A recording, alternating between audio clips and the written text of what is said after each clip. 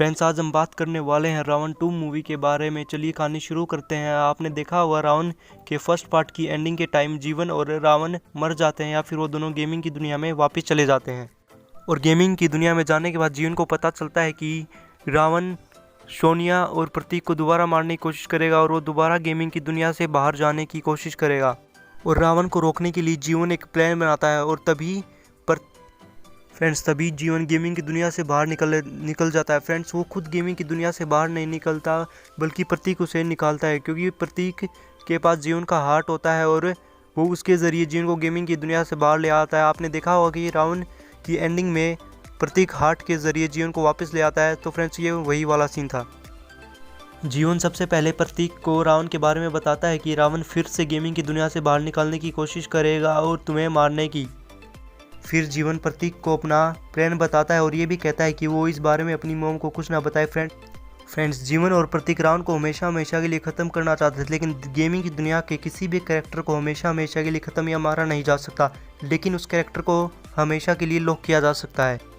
रावण को हमेशा के लिए लॉक करने के लिए जीवन को 3 लेवल पार करने पड़ेंगे और उन 3 लेवल पार करने के बाद उसे एक वेपन मिलेगा, जिस वेपन का यूज़ वो रावण के ऊपर करके उसे हमेशा के लिए लॉक कर सकता है। फिर जीवन उन 3 लेवल को पार करने के लिए चला जाता है और वो तीनों लेवल पार कर लेता है। फिर उसे वो वेपन मिल जाता है। लेकिन इस बात की भनक रावण को लग जाती है, क्योंकि रावण और जीवन के हार्ट कनेक्टेड है, इसलिए रावण को पता चल जाता है और वो उसे किसी तरह से इस बात का भी पता चल जाता है कि जीवन ने वो वेपन ले लिया है तीनों लेवल पार करके। फिर रावण जीवन को मारने के लिए निकल पड़ता है, लेकिन वो इस बार अकेला नहीं जाता, वो अपनी पूरी टीम के साथ जाता है, क्योंकि वो जानता है कि जीवन के पास वो वेपन है जिसके द्वारा उसे हमेशा के लिए लॉक किया जा सकता है गेमिंग की दुनिया में, इसलिए वो कोई गलती नहीं करना चाहता। फिर जीवन को भी अपने हार्ट की मदद से पता चल जाता है कि रावण उसकी तरफ आ रहा है और साथ में उसके कोई और भी आ रहा है। रावण अपनी टीम के साथ जीवन जहाँ पर वहाँ पर पहुँच जाता है उसको मारने के लिए, और वह तभी जीवन को भी पता चल जाता है कि वो यहाँ आ चुका है और वो भी पूरी टीम के साथ। इसलिए फिर वो अपने डिवाइस के जरिए प्रतीक से कांटेक्ट करता है और प्रतीक को बताता है कि रावण वहाँ पर आ चुका है, वो भी पूरी टीम के साथ।